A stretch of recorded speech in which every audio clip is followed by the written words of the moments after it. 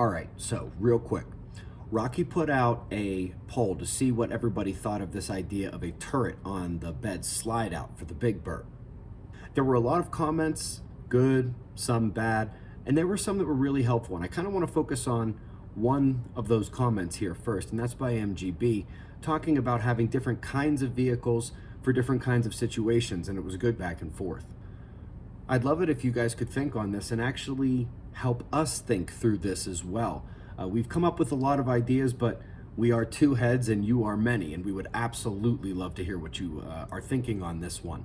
And on the idea of whether or not something with a turret on a bed slide out could be one of those vehicles as well. And really start to bang some of these ideas around. Obviously, the big Burb is not done, but we don't want to just stop with the big Burb either. So this isn't like on my other channel where I tell you.